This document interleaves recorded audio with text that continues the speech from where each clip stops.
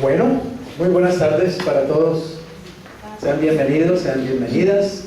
Hoy continuamos con esta serie, Salvados para una misión, porque queremos tomar conciencia como cristianos de que la salvación evidentemente es un regalo muy grande, no tiene precio, no hay manera de ponerle un precio a esa salvación que el Señor nos dio por medio de Jesús.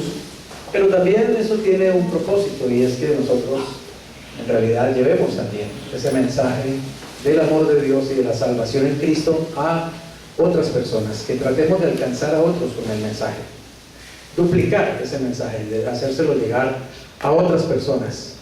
He estado viendo mucho en estos días, y ustedes saben, en estos tiempos hay muchas personas trabajando en lo que se llama multiniveles. ¿Han oído? ¿Han visto? Personas, ¿cierto? Uno casi que todo el mundo tiene cerca a alguien, ¿cierto? Que está en alguno de esos multiniveles, y eso se reúnen todos los días casi, o todas las semanas, y eso reciben capacitaciones, y eso ven videos y leen libros, y se estimulan todo el tiempo los unos a los otros, y salen a la calle, ¿cierto?, a buscar personas para venderles esos productos o esos servicios. Y ellos tienen una palabrita, ¿cierto? Y es que hay que duplicar, es decir, lo que a mí me dicen acerca de ese negocio, yo se lo digo a otro, y se lo tengo que decir de la misma forma, así como a mí me lo presentan, yo también se lo tengo que presentar. ¿Para qué? Para que se duplique. Y ustedes saben que, y el comercio sabe también, que en este momento la mejor publicidad que existe es esa, es decir, voz a voz. Es el hecho de que yo vaya y le diga a Margarita un producto que me gustó o un servicio que me gustó, y Margarita vaya y lo use, y entonces ella vaya y le diga a otra persona, y esa persona a otro y a otro. Es decir, es lo que más efectividad está dando en el mercado, el voz a voz. Y las empresas, esas empresas, digamos, de multinivel, pues se ahorran pagarle a la televisión, que es carísimo, o pagar publicidad en la radio, o pagar unos volantes y salir a la calle a repartirlos, que a propósito he visto que los que reparten han visto, entregan de 4 y a 5 rapidito para salir de eso. O sea, es una forma, para mí, es botar el dinero realmente, ¿cierto? O ir, por ejemplo, a los periódicos, etc. Esas empresas han entendido que la mejor publicidad es la que la gente hace. Yo te cuento a ti que me gustó, y entonces te invito, y vienes a la reunión y te hacen una presentación, y tú compras el producto o el servicio, y tú sales también a decírselo a otro, el voz a voz. Es la mejor manera, digamos, de hacer publicidad. Pero eso ya lo inventó Jesucristo hace N años, hace más de 2000 años. Porque ¿qué dijo él a los 12? Los preparó durante 3 años y medio. Fue poco tiempo relativamente, ¿cierto?, para una empresa tan grande, ir al mundo con el mensaje del Evangelio. 3 años y medio estuvo Jesús enseñándoles a ellos, y luego les dijo que ahora vayan ustedes y cuéntenselo a otros, o sea, voz a voz, y simplemente repliquen el mensaje, es decir, duplíquenlo, ¿cierto? Yo le digo a Andrea para que Andrea le diga a Daniel, y Daniel le dice a Ángela, y Ángela a Iván, y Iván le dice aquí a Janet, y así, ¿entienden? Entonces, eso es lo que tenemos que hacer, sencillamente motivarnos, animarnos, capacitarnos, leer, ver videos también, hacer lo mismo que esa gente hace. Y digo, caramba, Señor, si los cristianos hiciéramos lo que hacen en esas empresas de multinivel, estaríamos creciendo el reino de Dios por todo lado, estaríamos expandiendo realmente el reino de Dios, ¿cierto? Si tuviéramos el mismo entusiasmo que uno ve que hay en esas reuniones de estas personas, ¿cierto? Si tuviéramos el mismo compromiso que uno ve allí, si hiciéramos lo mismo que ellos hacen, estudian, se capacitan, se animan, se reúnen, se dan ánimo el uno al otro, y van y cuentan y traen gente y todas las cosas, ¿cierto? Y nosotros tenemos el mejor producto, el mejor servicio, y no nos hemos dado cuenta. Realmente no tenemos el mismo entusiasmo, no tenemos el mismo compromiso, posiblemente porque no hay de por medio dinero, ¿cierto? Obviamente la gente en los multiniveles, pues su motivación es que va a ganar dinero, obviamente, ¿cierto? Y es una motivación válida en un mundo en el que vivimos. Los cristianos en realidad vamos a ganar mucho más que dinero, porque ganamos almas para Cristo, llevamos personas al cielo, ganamos galardones, dice la Biblia, ganamos bendiciones. En realidad ganamos mucho más, pero tal vez porque somos tan dados a ver las cosas con los ojos de la carne y no del espíritu, ¿cierto? A andar por vista y no por fe, no vemos la gran bendición que tenemos al realmente comprometernos en el cumplimiento de la gran comisión, comprometernos en la misión de llevar voz a voz este mensaje de salvación a la mayor cantidad de personas que podamos. Así que somos salvados para una misión, y en ese aspecto es importante considerar esta cuarta conferencia. Equilibremos nuestra vida, equilibremos nuestra vida. ¿Por qué es tan importante el equilibrio? Porque en la vida es fácil desfasarse, es fácil perder el norte, es fácil desviarse en un momento determinado. Si uno no mantiene, digamos, claros los objetivos, si uno no mantiene claros los propósitos, una empresa también, por ejemplo, se puede desviar, una familia se puede desviar, una persona se puede desviar de la verdadera misión, si no hay un equilibrio. Hay algo que se llama en el atletismo, y seguramente muchos de ustedes lo han oído, el pentatlón. ¿Lo han oído? Lo que es el pentatlón. El pentatlón es una, digamos, es una disciplina, ¿cierto?, deportiva, en la que el deportista participa en cinco actividades a la vez. Es decir, tienen que volverse expertos en 5 cosas, que son básicamente, a ver si recuerdo, tiro al blanco, esgrima, equitación con caballos, saltar y toda esa cosa, además correr una maratón muy larga, y terminan nadando, y todo eso lo hacen el mismo día. No es que un día hacen equitación y otro día esgrima, sino que eso lo hacen seguidito. O sea, se necesita un estado físico muy grande, porque inclusive terminar esa prueba nadando, ustedes saben que nadar es uno de los deportes más exigentes, cansa mucho, y no es que nadan pues en una piscinita, eso por lo general es en el mar, ¿sí? Y son distancias muy grandes. O sea, un atleta de pentatlón, o sea, de 5 disciplinas deportivas, tiene que ser una persona muy preparada, y tiene que mantener obviamente un gran equilibrio, ¿cierto? Porque tiene que ser tan buen tirador como tan buen corredor es. Tiene que ser tan buen nadador como a la vez también saber manejar muy bien un caballo para hacer saltos, y también tiene que ser experto en esgrima. O sea que, digamos, exige de ese atleta tener un buen equilibrio. Resulta que nosotros también, como cristianos, ¿cierto?, hemos recibido, por lo menos lo hemos estado insistiendo en estas series, hemos recibido 5 propósitos de parte de Dios, y es muy importante mantener el equilibrio en esos 5 propósitos. Primero los tenemos que tener muy claros, tan claros que yo se los pregunte y usted me los pueda decir 1, 2, 3, 4, 5, ¿sí? Así como le dije, tiro, esgrima, equitación, maratón y natación, ¿ok? Hemos estado hablando de los 5 propósitos desde el año pasado, los hemos venido insistiendo esos 5 propósitos. Yo quisiera que ustedes me ayuden a recordarlos. Dígame uno nada más, uno, no importa que estén en el orden lógico. Uno, un propósito de Dios para nuestras vidas, según hemos estado repasando en estas conferencias. Solo uno, adorar a Dios. Adorar a Dios. Amarlo es lo mismo, ¿no? Está dentro de la misma, digamos, propósito. El primer propósito que Dios tiene para nuestras vidas, para mi vida, para su vida, es que yo lo conozca. Entonces lo ame. Entonces lo adore. ¿Sí? Es el primer propósito que Dios tiene para mi vida. Eso debo tenerlo muy claro. Una pregunta es, ¿qué estoy haciendo yo respecto de ese propósito? ¿Qué hago yo? ¿Qué estoy buscando hacer? ¿Yo amo a Dios? ¿Lo estoy amando más? ¿Lo estoy amando menos? ¿Estoy consciente de amar a Dios? ¿Busco formas de manifestar ese amor a Dios? La adoración, por ejemplo. ¿Qué estoy haciendo en mis tiempos? ¿Le adoro solamente aquí en la iglesia cuando cantamos 5 canciones y ya? ¿O es algo que yo hago regularmente en el día? Canto en mi casa, adoro al Señor, pongo música de adoración para adorarle, le canto a Él, o tengo un instrumento y adoro al Señor, y no solamente se adora pues cantando y alabando, ¿cierto? Es básicamente sirviendo a Dios de tantas formas como uno puede adorarlo, obedeciéndolo, etc. Otro propósito, dígame por favor, otro de los 5. Ya tenés, no, Carolina, pues, entonces, los demás no existen, ¿o qué? A ver, pues que ninguno se acuerda. De uno solo, uno de esos 5 propósitos. El primero, conocer a Dios, ¿cierto? Adorarlo. Bueno, entonces díganos, Carolina. pertenecer a la familia de Dios. O sea, Dios quiere que nosotros, que usted y que yo, pertenezcamos a su familia, o sea, a la iglesia de Jesucristo.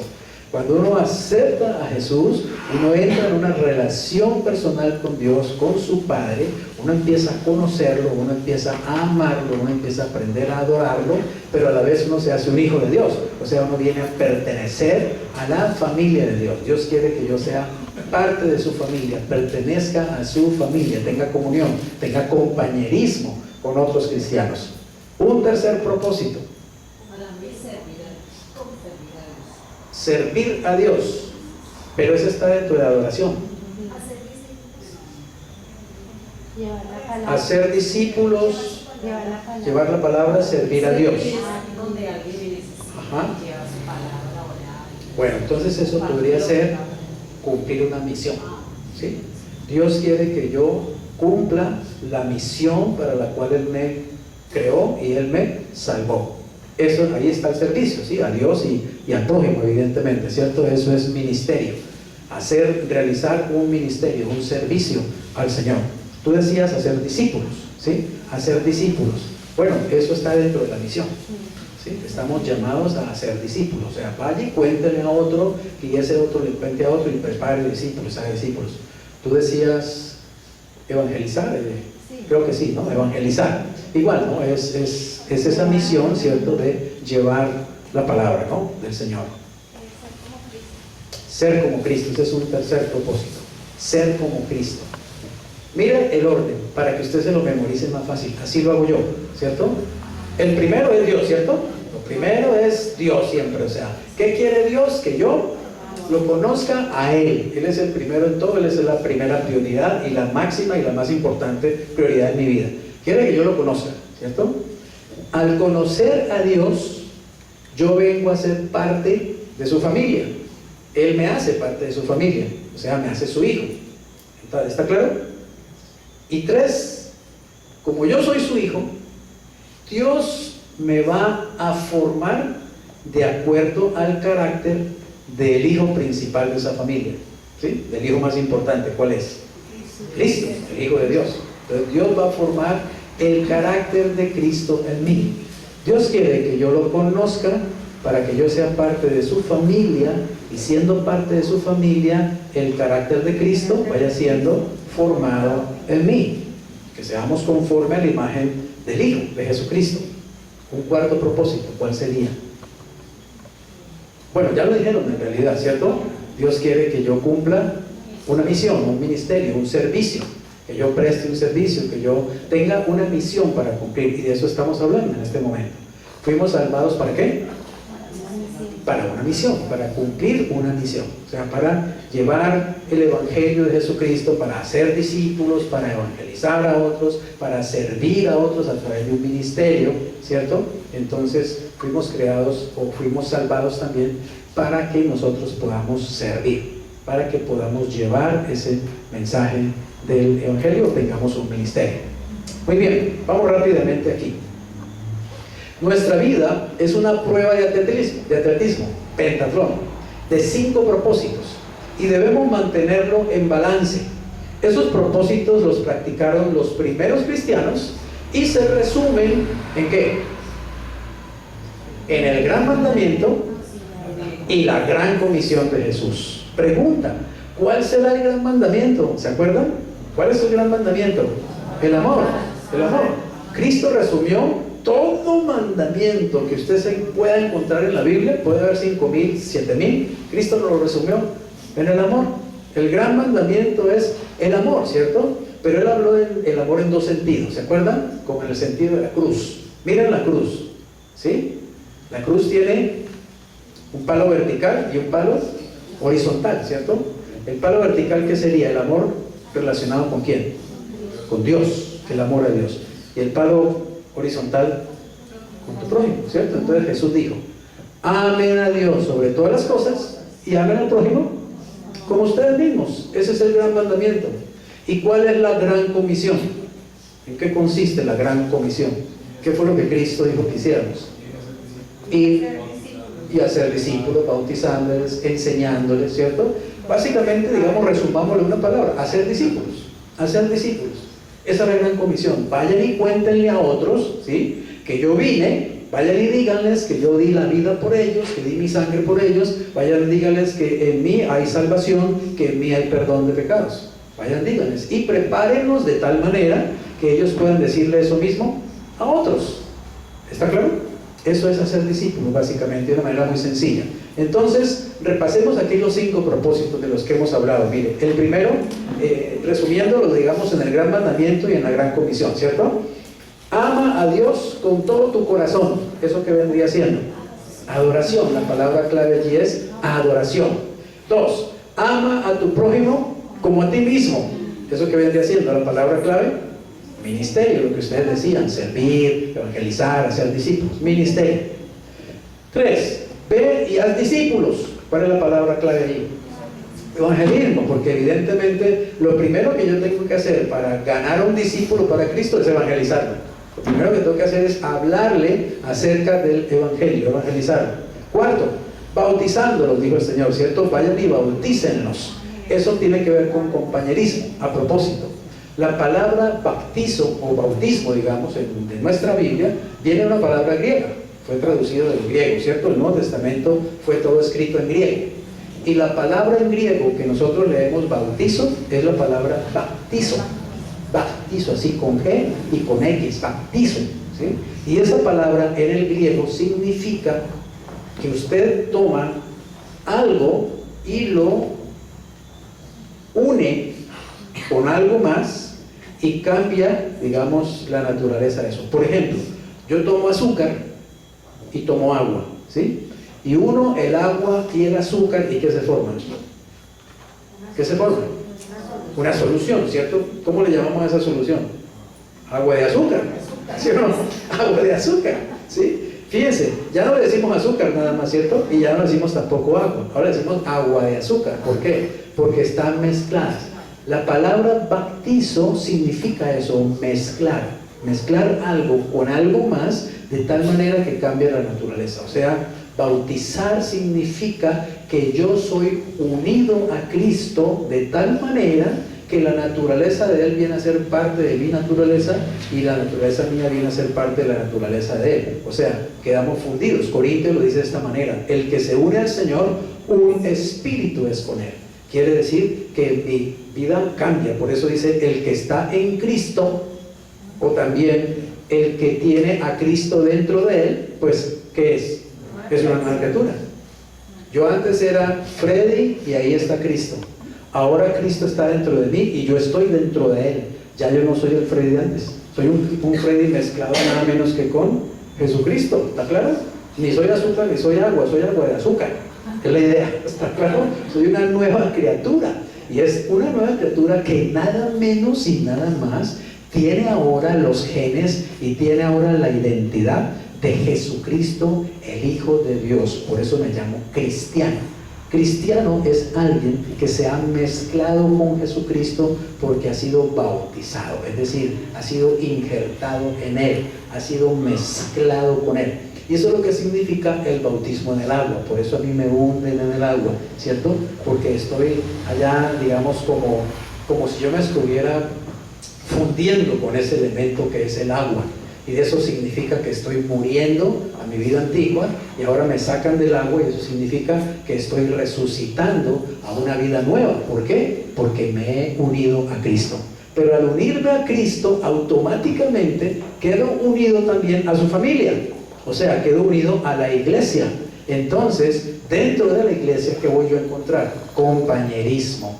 Compañerismo con otros cristianos. Lastimosamente, ¿cierto?, en las iglesias, y sobre todo en esta iglesia del siglo XXI, porque todos vivimos tan ocupados, a veces tenemos pocos espacios para el compañerismo, ¿no les parece?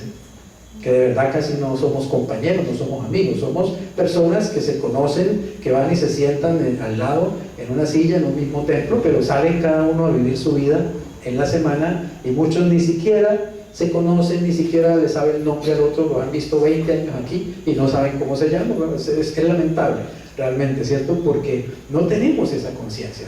de que somos una familia y que estamos dentro de un compañerismo en Cristo Jesús, de que usted no es solamente alguien que yo conozco en la iglesia, usted es mi hermano, usted es mi hermana, usted es mi amigo del alma, ¿cierto? Como lo es Jesús. Así que todos esos elementos, digamos, si los cristianos los vamos integrando en nuestra vida, si vamos siendo conscientes de ellos, van trayendo muchos cambios. ¿No creen que los cristianos podríamos hacer muchas más cosas si fuéramos más unidos? Si realmente uniéramos, ¿cierto? Los talentos que tenemos, las capacidades que tenemos cada uno, los recursos económicos que tenemos, los dones que Dios nos ha dado, haríamos cosas mucho más grandes y más poderosas, como hicieron los chinos. ¿En cuánto fue? ¿En 10 días? En 10 días. ¿Por qué? Porque unieron voluntades, unieron recursos, unieron propósitos, se unieron, con una meta, ¿cierto? Alrededor de una meta, y porque había una gran necesidad. En el mundo hay una gran necesidad del Evangelio. Los cristianos tenemos que unirnos, unir recursos, unir voluntades, unir, dones y talentos para que podamos ser más efectivos en cumplir esa gran comisión. Así que bautismo, la palabra clave es compañerismo. Y finalmente 5, enseñándoles. Como decía Juan Camilo, enseñándoles, dijo el Señor, ¿cierto? Enseñándoles todas las cosas que yo les he enseñado a ustedes. O sea, Jesús les dijo, dupliquen la información. Todo lo que yo les he dado a ustedes, ahora ustedes vayan y dénselo de la misma forma a otras personas. Y Él les dijo, y no se preocupen que ustedes van a recibir el Espíritu Santo, y el Espíritu Santo es el que les va a recordar todo lo que yo les enseñé a ustedes, y ustedes lo van a poder transmitir de la misma manera. Lo bueno es que tenemos al Espíritu Santo, ¿cierto? Que nos va a soplar siempre lo que tenemos que decir y cómo tenemos que decirlo, pero tenemos que disponernos a hacerlo y creer que realmente somos capaces de hacerlo y que Dios quiere que de verdad lo hagamos. Miren pues, dice Efesios 5:15, con diligencia, ¿cómo andan? No como necios, sino como sabios. La Biblia nos pide, el Señor nos pide que seamos diligentes en observar realmente qué tipo de vida estamos viviendo. Yo mismo me he estado examinando a la luz de esos 5 propósitos, y hay cosas que tengo que corregir, hay cosas que tengo que hacer este año, porque uno tiene que estarse evaluando realmente a la luz de la palabra de Dios. Uno a veces cree que está bien, que todo lo está haciendo bien, que está bien en esto, bien en aquello, pero cuando uno realmente se hace un examen bien profundo a la luz de la palabra de Dios, va a encontrar que no está tan bien como uno cree, que hay cosas que uno de pronto se están quedando en desbalance, que hay cosas que hay que balancear, que hay cosas que de pronto hacía y ya he dejado de hacer y tengo que volver a hacerlas. ¿Está claro? Que hay cosas que el Señor me pide que haga y todavía no las he hecho, que hay cosas que tengo que dejar todavía, que hay cosas que tengo que integrar también a mi vida. O sea, es importante buscar permanentemente tener equilibrio en nuestra vida cristiana, en nuestra vida espiritual. Y esos 5 propósitos nos ayudan mucho a tener un buen equilibrio, a hacer una buena evaluación y poder entonces buscar mejorar cada vez más. Un gran compromiso con el gran mandamiento y la gran comisión te harán ¿qué? Un gran cristiano, ¿cierto? Es una buena frase, ¿no? Para uno también memorizársela, ¿cierto? Y decírsela y personalizarla. Un gran compromiso con el gran mandamiento y con la gran comisión harán de mí un gran cristiano. Eso es muy clave tenerlo bien claro. Vamos a hablar rápidamente de 4 hábitos que son importantes, que nos van a ayudar para buscar tener un mejor equilibrio en la vida espiritual, en la vida cristiana. El primero, hablemos de los 5 propósitos con otros hermanos en Cristo. Fíjense que yo lo he estado repitiendo desde el año pasado. Si ustedes ven los videos, súper repetidos los 5 propósitos, y ustedes no los tenían, digamos, frescos en la memoria. Fíjense que uno necesita volver y oír, volver a pasar, uno necesita tomar nota, uno necesita anotar, uno necesita escribir, uno necesita buscar, memorizar, o sea, obligarse a memorizar y hacer cosas para que de verdad uno pueda tener las cosas más claras e integrarlas mejor. Así que es muy importante, por ejemplo, hablar de estos 5 propósitos con otros hermanos en Cristo, estarlos repasando permanentemente y estarse evaluando y estar teniendo interacción respecto de esos 5 propósitos. Amén. Y eso se puede hacer en grupos de célula, o se puede hacer con un hermano en Cristo que digamos que con el que yo me identifique y que nos vemos regularmente y conversamos y compartimos. Eso lo puedo hacer también buscando, digamos, pertenecer a una célula, como digo, una célula o a un grupo de oración o de apoyo.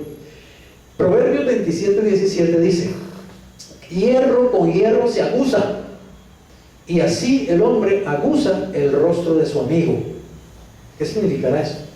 Significa que cuando uno se aguza, ¿no? Es decir, se afila, ¿cierto? Saca punta. Cuando usted coge un hierro y empieza a limar, ¿cierto? Con otro hierro, pues se aguza, es decir, se agudiza, ¿sí? Se agudiza, se vuelve más agudo, saca punta, se afila. Lo que está diciendo allí es que también cuando uno hace un compañerismo fuerte con otra persona, ¿cierto? Pues uno se ayuda a esa persona a mejorar el carácter y esa persona también le ayuda a uno a mejorar el carácter. En otras palabras, que el compañerismo cristiano, que tener compañerismo verdadero, profundo, con otras personas en Cristo es muy importante para uno realmente crecer en carácter. Uno de los graves problemas precisamente de los cristianos es que pasan más tiempo con no cristianos a veces que con cristianos, ¿está claro? Por el trabajo, por el estudio, por las ocupaciones, por las situaciones, y entonces uno pasa la semana oyendo madrazos a toda hora, oyendo el rica y el won y todas las cosas que la gente dice a menudo, ¿cierto? Ese vocabulario feo, soez, sucio que la gente habla, y uno como cristiano todo el tiempo está oyendo esa porquería, y uno llega a pensar que eso es hasta normal, ¿sí? Se le llega a ser normal, y oigo cristianos que hacen lo mismo. También el madrazo y también el rica y el won a toda hora, y este cristiano no ha entendido que la Biblia dice que nosotros debemos santificarnos hasta en el lenguaje, hasta en la forma en que hablamos, que no haya en nosotros palabras soeces, pero no, es que se nos vuelve tan normal porque el que anda entre la miel algo se le pega, y entonces uno encuentra cristianos que también tienen su novia y fornican todo el tiempo y son cristianos, ¿sí? Fornican y luego se ponen a leer la Biblia. Entonces, qué lindos, ¿cierto? ¿Por qué? Porque están demasiado untados del mundo. No se han separado realmente, no han comprendido la santidad, la santificación, lo que uno le debe realmente al Señor, ¿está claro? Y entonces uno encuentra cristianos adulterando. Hay muchos casos de cristianos que vienen a la iglesia y salen de la iglesia a adulterar. El esposo del uno va con la otra y se van a la cantina, al bar a bailar, y luego van, ¿cómo se llama? ¿Dónde que estuve ayer? En el motel, ¿sí? En el motel, ¿cierto? ¿Sí? Y eso, ¿me entiende? Y no les da nada, es decir, lo más normal, porque los cristianos estamos demasiado mundanalizados, demasiado untados en este mundo, y no hacemos la diferencia, no entendemos que nosotros somos realmente pueblo escogido, nación santa, que hemos sido separados por Dios. Por eso tenemos que buscar también más el compañerismo dentro de la familia espiritual. El papá de Juan Camilo, el señor Camilo, y Camilo mismo, me acuerdo en esa primera vigilia que hicimos, él fue el que propuso de que por favor anotemos qué hacemos cada uno, ¿cierto? Qué profesión tiene, qué oficio tiene, quién es, o sea, busquemos integrarnos más. ¿Para qué? Para que si yo necesito un arquitecto, pues yo sepa que puedo preguntarle a Ángela, ¿cierto? Y no voy a buscar a un arquitecto del mundo que a lo mejor me va a pegar una tumbada, me va a pegar una engañada, ¿cierto? Etcétera, etcétera. Que si necesito un abogado, pues sé que ahí está Jacqueline y otros que hay acá también, ¿cierto? Y no me voy a ir a un abogado del mundo que también a lo mejor me va a pegar una enredada, usted sabe. En cambio ahora, no es que el hermano no me va a cobrar, no es que como es mi hermano no le voy a pagar, no, le voy a pagar, y lo voy a pagar con gusto, y lo voy a pagar lo justo, y si Dios pone en mi corazón pagarle más, pues le pago más. ¿Por qué? Porque es mi hermano en Cristo, ¿está claro? No es esa mentalidad de pobretones que muchos tienen, de que busco siempre al cristiano pues para que me regale, para que me salga bien barato, para que prácticamente no me cobre. No es así. Tengo que pagar el servicio que mi hermano en Cristo me da, porque si yo lo pago a una persona de afuera que no tiene nada que ver con el Señor ni con la familia a la que yo pertenezco, con cuánta mayor razón lo debo hacer con mi hermano en Cristo. ¿Está claro? Debo tener claros los principios y los valores, pero ¿cuántas cosas no podríamos hacer más, cierto? Y servirnos de hermanos en Cristo, que sé que me va a tratar honestamente, que me va a dar precios justos, que me va a dar un trabajo de calidad, que me va a servir, que bueno, etcétera, etcétera. Pero como no sabemos ni siquiera qué hace el uno, qué hace el otro, cuál es el teléfono, y tampoco me importa, ¿no? La verdad, ¿no? Somos demasiado desprendidos, demasiado, ¿qué diría yo?, indiferentes, y nos falta mucho crecer, y uno cree que está muy bien, Claro, uno dice, no, yo soy un cristianazo, soy la tamachela, nada, que va. Mire los 5 propósitos, verá que nos pelamos en cada uno de ellos y estamos bien lejos a veces. Hagamos nuestro propio estudio personal de la Biblia en estos temas, de los 5 propósitos. 2. Evaluemos nuestra vida espiritual con regularidad. Examinémonos, ¿cierto? El salmista le dice al Señor, examina, oh Dios, mi corazón, ¿o no? Y mira si hay en él camino de perversidad y guíame por camino eterno. O sea, Señor, por favor examíname, porque yo a veces me examino a mí mismo y me encuentro muy bien, me doy palmaditas y ay, Freddy, ¿cómo estás de bien? Qué bien, muchacho, felicitaciones. Señor, pero evalúeme usted, a ver, ¿cierto? A ver si salgo igual de bien librado. Señor, examíname tú a mí, porque tú sí me puedes realmente examinar, no como yo lo hago. Tú me conoces mejor de lo que yo me conozco. ¿Para qué? Para ver si hay en mí camino de perversidad. Para ver si me estoy desviando, me estoy torciendo, si estoy yendo por donde no es, y entonces corregir. Examínense, dice el apóstol Pablo a los Corintios, 2 Corintios 13:5. Examínense a ustedes mismos si están en ¿qué? En la fe. Mire lo que le dice Pablo a estos cristianos. En un momento determinado, ¿ustedes han leído las epístolas a los cristianos? A los corintios, perdón. ¿Han leído la primera, la segunda? ¿Cierto? Era una iglesia muy desordenada. Era una iglesia muy carnal. Eran cristianos niños, inmaduros. En esa iglesia había de todo. Había fornicación, había robo, había peleas entre hermanos, había murmuración, había chismes. Bueno, es una iglesia modelo. Pero déjenme decirle, lo mismo pasa en la iglesia el día de hoy, en la iglesia de Jesucristo. Las mismas cosas las hay, porque donde hay seres humanos, ¿qué hay? Pecado. Pecado, eso es como la mosca, donde se para, le embarra, ¿sí? Así somos los seres humanos. Siempre estamos teniendo, digamos, dificultades con la carne, ¿cierto? Y Pablo entonces, en un momento determinado, dice, oigan, sinceramente, examínense, a ver si ustedes en verdad son cristianos. O sea, examínense a ver si ustedes están en la fe, dice, porque es que la forma como ustedes reaccionan, la forma como hablan, la forma como resuelven los problemas, la forma como se relacionan con otros, definitivamente no parece de cristianos. Entonces dice, examínense a ustedes mismos si están en la fe. Pruébense, dice, a ustedes mismos. O no se conocen a ustedes mismos que Jesucristo está ¿dónde? En ustedes, a menos que ¿qué? A menos que estén reprobados. O sea, a menos que ustedes no sean cristianos, a menos que ustedes sean realmente personas del mundo, que no han nacido de nuevo, que no han recibido realmente al Espíritu Santo. Miren, estos días tuve una entrevista con un joven que tiene muchos problemas y supuestamente él es cristiano, supuestamente digo yo.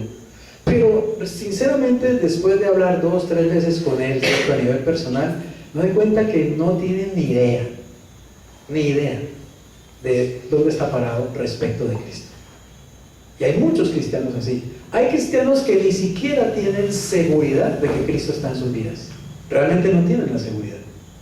Y es más, hay personas que dicen que son cristianas y no te pueden decir en qué momento realmente se convirtieron a Cristo.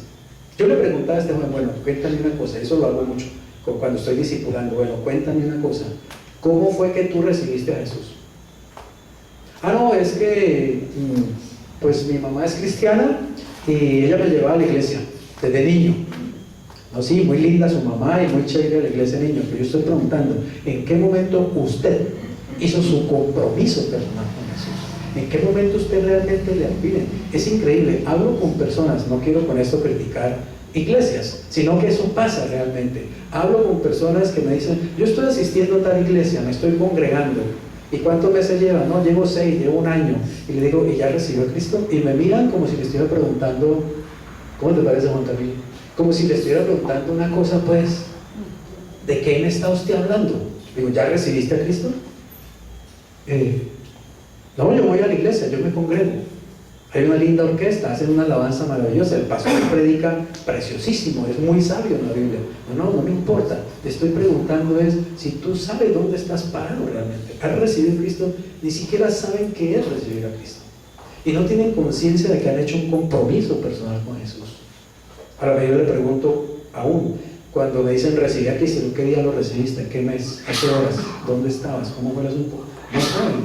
No, yo sé que lo recibí hace 3 años, 2 años, no sé. No tiene el día. En cambio, yo le digo, en cambio, el nacimiento físico sí te lo sabes, ¿cierto? ¿Qué día naciste? Todos me dicen, ¿sí o no? El 15 de mayo del 92, del 51, bueno, ¿cierto? Pero digo, dime el día de tu nacimiento espiritual. La mayoría no son conscientes cuándo nacieron realmente espiritualmente. No tienen la fecha clara.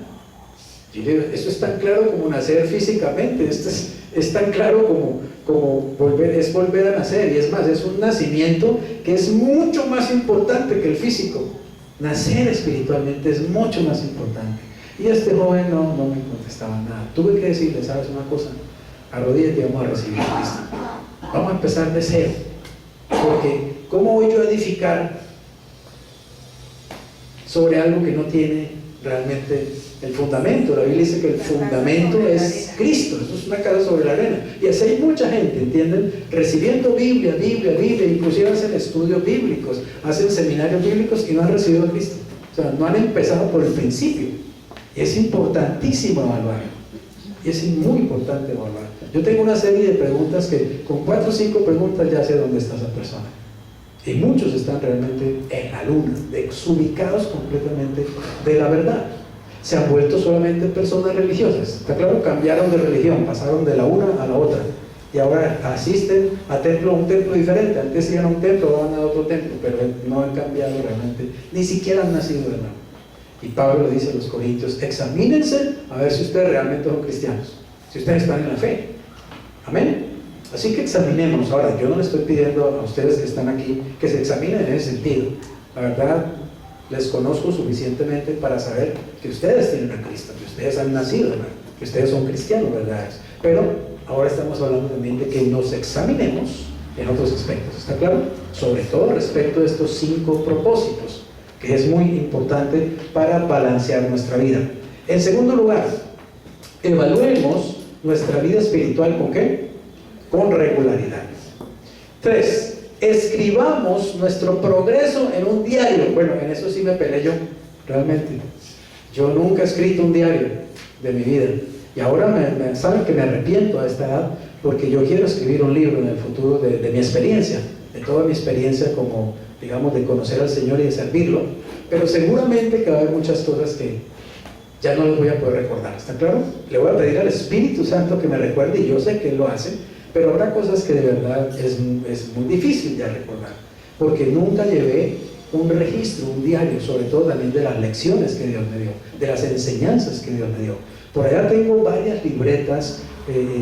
Durante un tiempo escribí muchas cosas, estudios bíblicos, tengo cuadernos llenos de estudios bíblicos, pero no tanto como de experiencias, digamos, ¿cierto? Estaba caminando por esta calle y el Señor me habló y pasó esto y esto. Tengo varias historias que podría contar, de experiencias con el Señor, de encuentros con el Señor, pero hay muchas otras que seguramente ya se perdieron, porque es importante. Me acuerdo de un gringo que nos decía, ¿saben un problema que ustedes tienen los latinos? Ustedes no escriben. Ese es un grave problema que los latinos tienen. Les da pereza escribir. Él nos decía, a nosotros los gringos, desde la escuela, desde la primaria, nos enseñan a escribir. ¿Sí? Es importantísimo escribir. Mi hija escribe mucho. Me gusta que Angélica tiene esa buena costumbre. Ella lleva un diario, ella tiene toda su vida escrita en papel, ¿sí?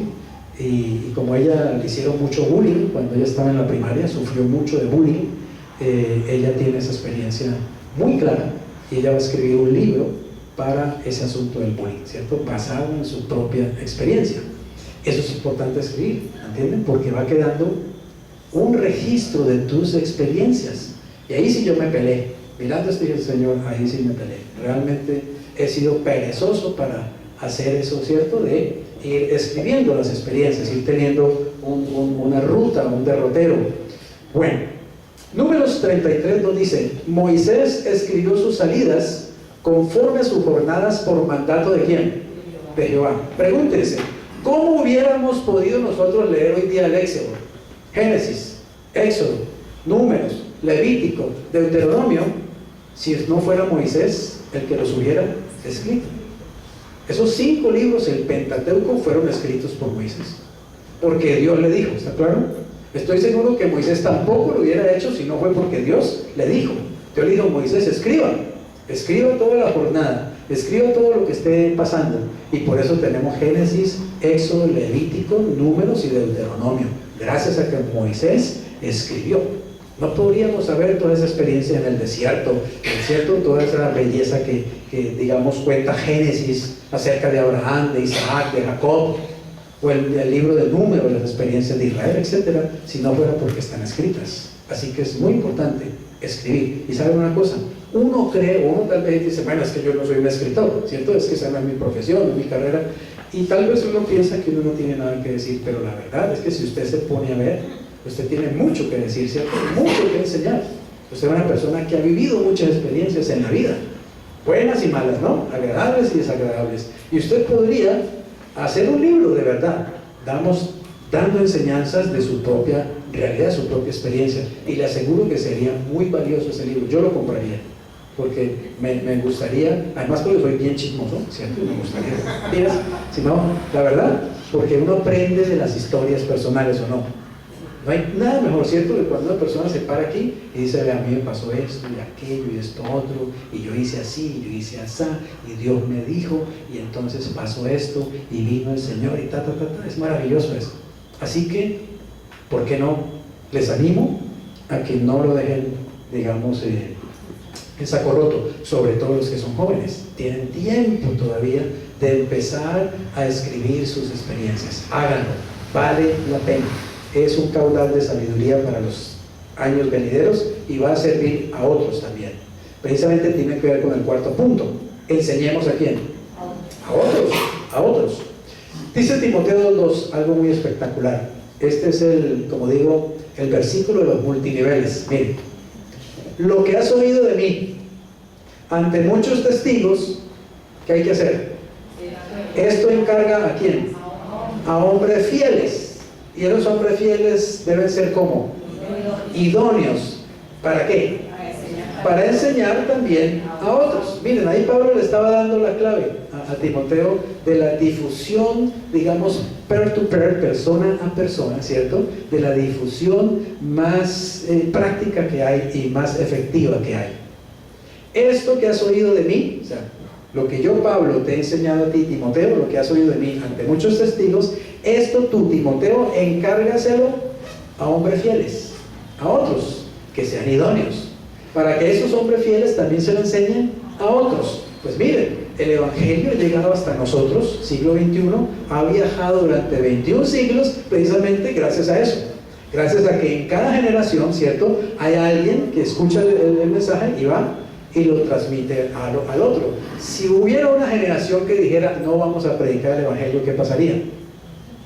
Se cortaría el mensaje dejaría de llegar, dejaría de fluir. Nosotros somos esa generación que hoy tiene la responsabilidad de que este mensaje siga a la siguiente generación. ¿Está claro?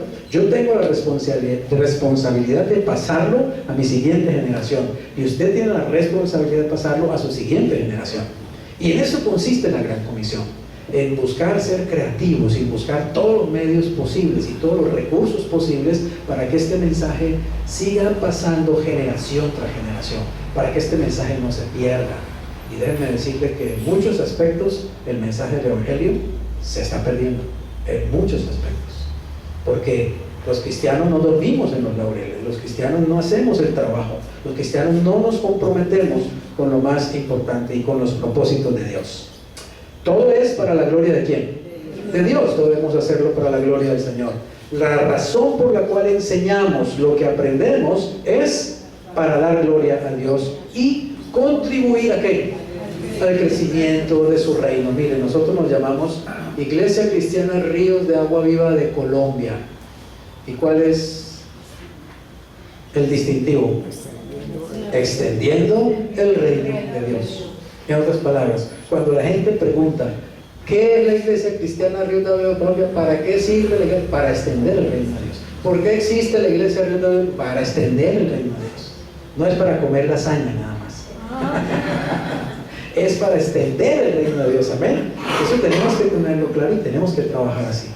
Cuando yo llegué por primera vez a ese grupo juvenil cristiano, ahí decía en la pared, nunca se me olvida, decía en la pared un cartel, estaba una imagen ahí chéverísima de una cara de Jesucristo y decía, sembrando a Jesucristo en el corazón de cada colombiano. Esa es la visión de esa empresa, ¿está claro? Como las empresas ponen ahora, ¿no?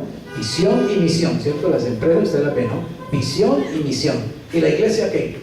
¿Tiene misión o no? Claro, tiene visión, claro que la tiene, pero tenemos que conocerla y tenemos que integrarla a nuestras vidas. Cuando yo vi ese letrero, sembrando a Jesucristo en el corazón de cada colombiano, yo entendí que me había metido en un sitio que tenía una misión y una visión de por lo menos ir a toda Colombia, y que había que sembrar a Jesucristo en el corazón de cada colombiano. Creo que en ese momento, no sé, seríamos 35 o 40 millones de colombianos, no sé cuántos seríamos en ese momento, pero yo entendí la visión de una vez y el propósito. Estoy metido en un grupo que tiene esa meta, que tiene ese propósito, que tiene esa visión. Y todo el tiempo nos lo estaban repitiendo, hay que sembrar a Jesucristo en el corazón de cada colombiano, tú tienes que vivir para eso. Aún iban a un extremo, ¿cierto? Y nos decían, tú comes para ese propósito, tú te vistes para ese propósito, tú duermes para ese propósito, tú descansas para ese propósito, tú estudias para ese propósito, tú ganas dinero para ese propósito. Tenemos que sembrar a Jesucristo en el corazón de cada colombiano.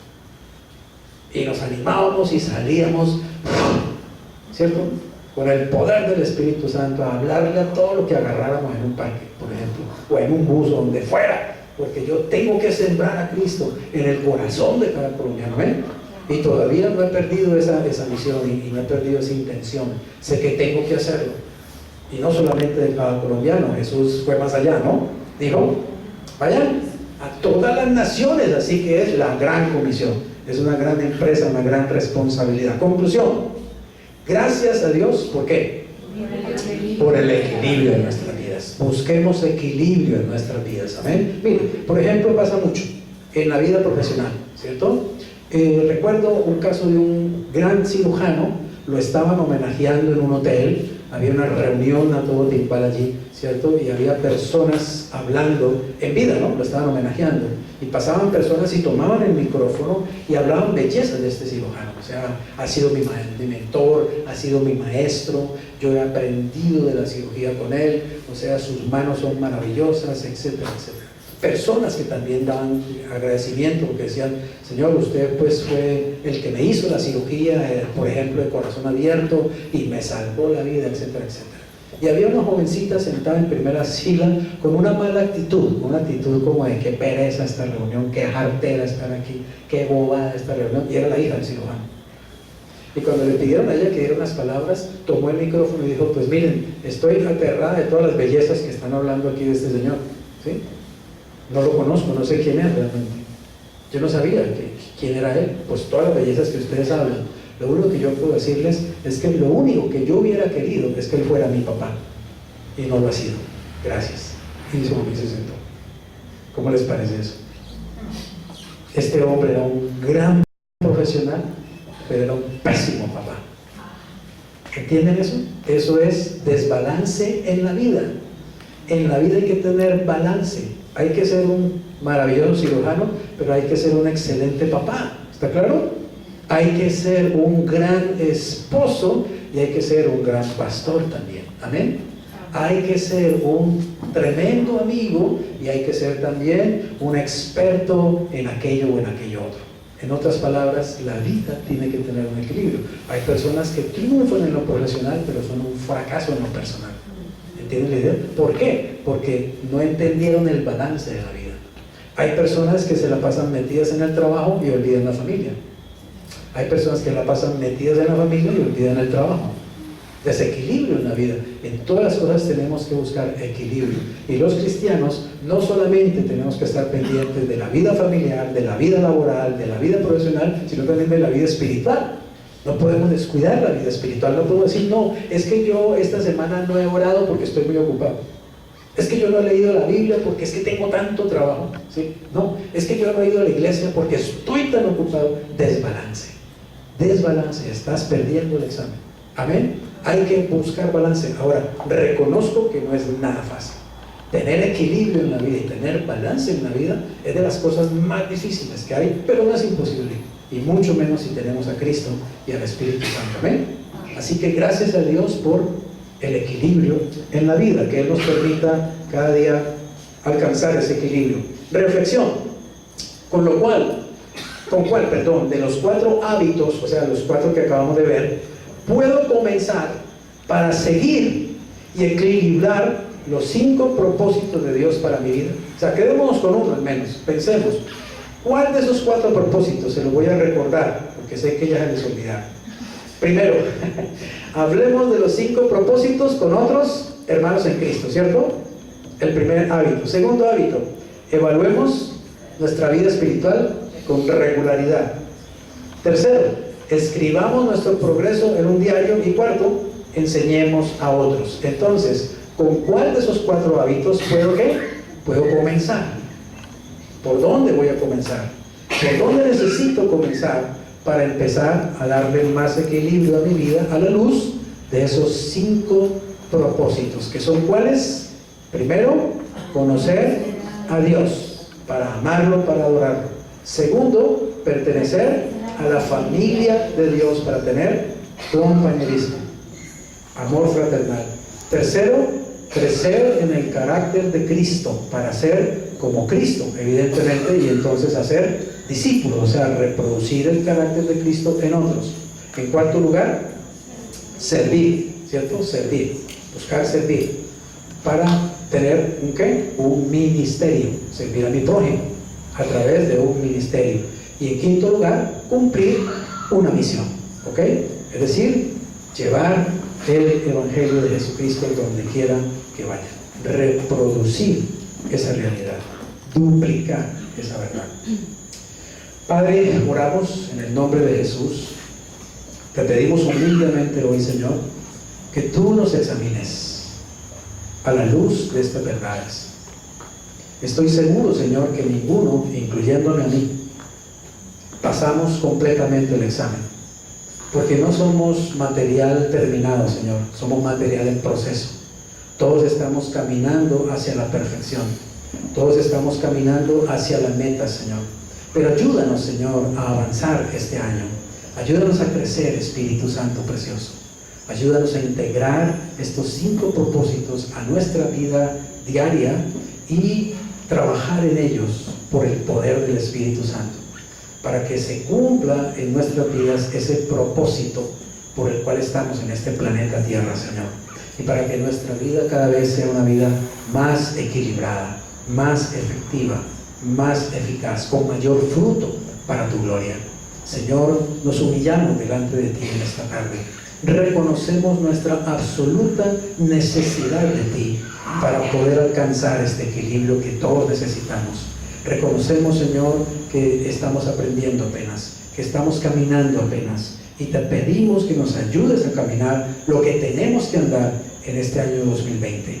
Gracias porque tu Espíritu Santo nos dará la unción, la capacidad, la motivación, el poder. Gracias, Padre, porque tú estarás allí. Y gracias, Señor Jesucristo, porque prometes estar con nosotros todos los días hasta el fin del mundo. Señor, este año 2020 queremos crecer en estos 5 propósitos. Lo ponemos delante de ti, delante de tus manos, lo ponemos delante de tus pies. En Cristo oramos, Señor. Amén. Y amén.